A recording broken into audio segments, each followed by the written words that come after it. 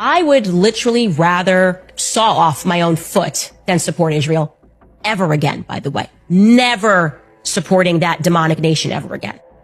Well, somebody has fabricated a monstrous big lie that Israel had something to do with Charlie Kirk's horrific murder. But Bibi said, quote, I didn't like how he said this, I'll be honest.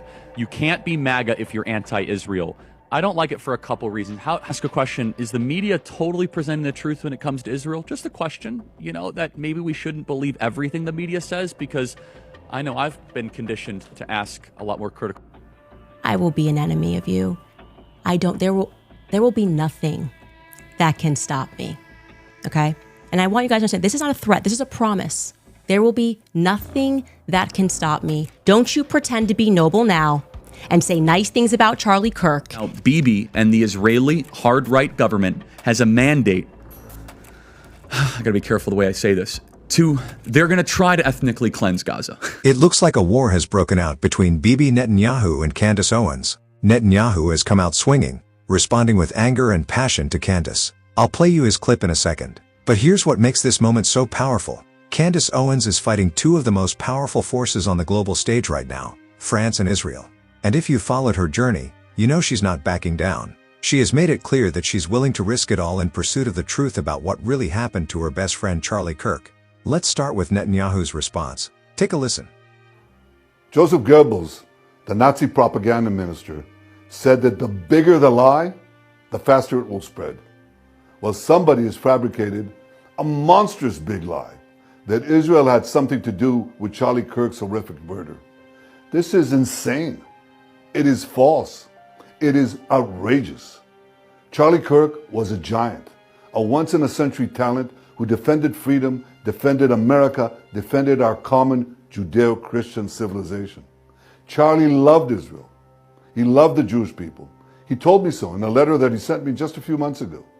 One of my greatest joys as a Christian, he said, is advocating for Israel and forming alliances with Jews to protect Judeo-Christian civilization.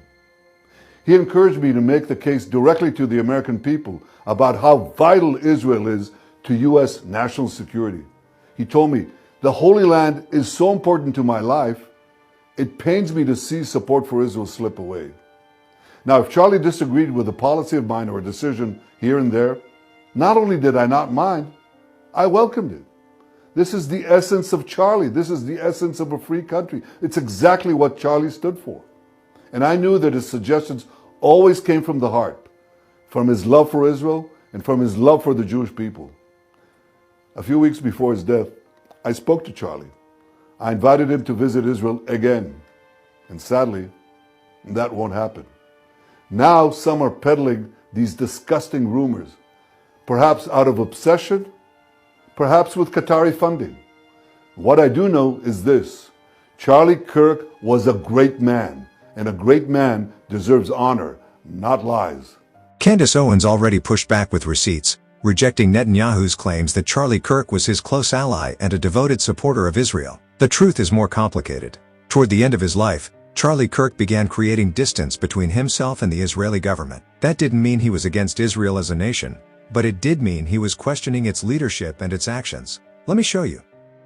Charlie was concerned about Israel and their influence on American politics and how they were pushing things that he felt were in conflict with his beliefs, free speech, here in America.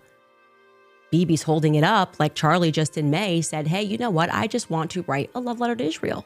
That's how it was presented. Would you guys agree? That's not how it happened. Charlie, from a month ago, speaking about the kind of pressure that he was under, because I think that will also help to further contextualize this. I'm an American citizen. Yes, I want Israel to win. Yes, I'm a Christian. But some of the mess, and you've seen how I've been treated, Megan, by some, not all, by some. No, it's very irritating. It's been almost so as unfair. They were coming after you after a turning point for, among other things, that you had Dave Smith there. Dave Smith is allowed to criticize Israel. You had both sides. The Israeli side was overrepresented. Though. No, you're not allowed to. It's even worse than that. Again, I just want to repeat for the 5th time. I love Israel. I want Israel to win. But my moral character is now being put into question, Megan. Not my decisions, Not like, hey, are you doing this? Is it smart or is it dumb? But no, I am a bad person if I do this. And I could go, I mean, you saw it, Megan. It was trending on Twitter, thousands of tweets and text messages. And if I were to be charitable and generous, I will say the people that are attacking me are in a hyper paranoid state because they're at war, and war tends to make things black and white. And you're a hammer looking for a nail. So I'm trying to be charitable, Megan. Literally, I'm trying to cut as much slack as I can, right? Like, okay, what would it be like if all of a sudden I'm starting to see a pattern of behavior similar to what my grandparents saw in 1930s Germany online? How would I behave? So that's like my charitable kind of overcompensation spirit. At the same time, I'm like, but it's not defensible to be dumb, right? No, it's not defensible to be dumb, and he was under an increasing amount of pressure, not just people telling him, oh, well, you know, I'm upset with who you're inviting, but flat out telling him that he was not allowed to invite certain people to his events. They were threatening to pull out money. Charlie was getting a lot of really nasty text messages, and many of them pertaining to Tucker Carlson and Candace Owens, but Tucker Carlson was really the focus when it came to America Fest. How could Charlie allow these debates about Israel to take place? How could he allow Dave Smith, who, by the way, is Jewish, how could Charlie allow this other position to meet the stage? Because obviously when people start to hear the debates, what Dave Smith is saying sounds so rational, but it was up to Charlie to not allow those things to happen. And this is only one piece of the puzzle. There are many videos of Charlie Kirk raising doubts and challenging Netanyahu's policies. For those who haven't seen this before, I want you to pay attention to this short clip from the PBD podcast. I couldn't find the full version, but here's the part I was able to recover. Take a listen. I've been to that Gaza border. You cannot go 10 feet without running into a 19-year-old with an AR-15 or an automatic machine gun that is an IDF soldier, right? The whole country is surveilled. And so let me just kind of go through this. We don't talk about Israeli politics very often, and most Americans don't know this. The last 9 months, Israel was on the brink of civil war.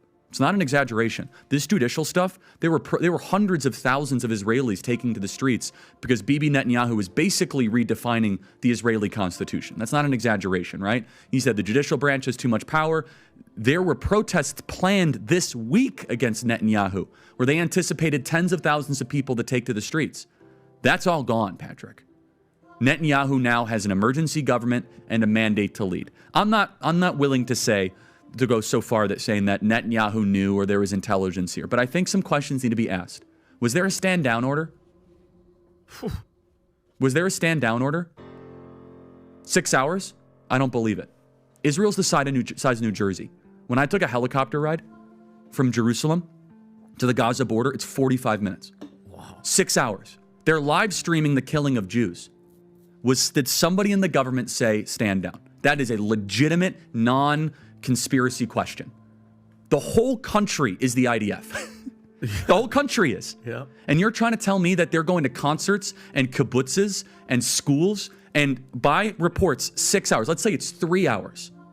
It's possible that the Netanyahu government was double-crossed by bad agents.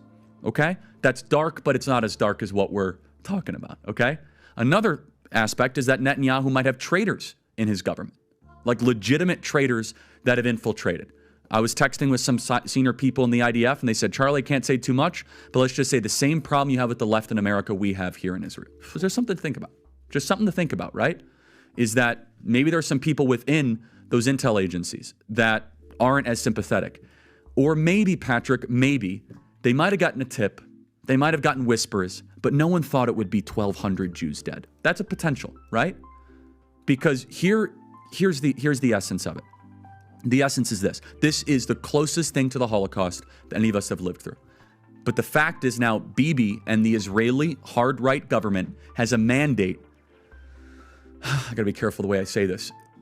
They're gonna try to ethnically cleanse Gaza. Yep. I mean, I don't use that term lightly, okay? They're talking about basically removing 2.5 million people from there, okay? And honestly, they have a mandate to go seek justice and revenge. They do.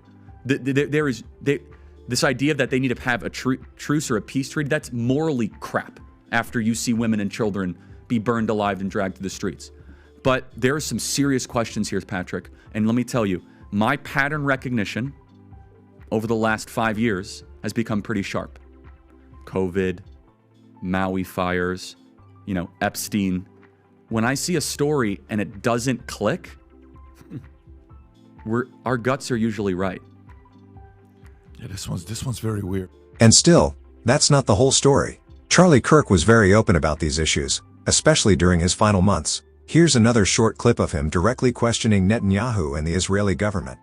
If Bibi Netanyahu, who does some things I like, okay, great. But if he does something I don't like, and if I criticize it, am I like a bad Christian? Absolutely not. Now, here's the bigger picture. What Netanyahu is doing right now is fighting to protect the memory of Charlie Kirk in a very specific way. He wants the world to remember Charlie as a loyal ally, a defender of Israel, and a man whose legacy was tied to Judeo-Christian unity. That version of Charlie strengthens Netanyahu's position and shields Israel from the criticism surrounding his death.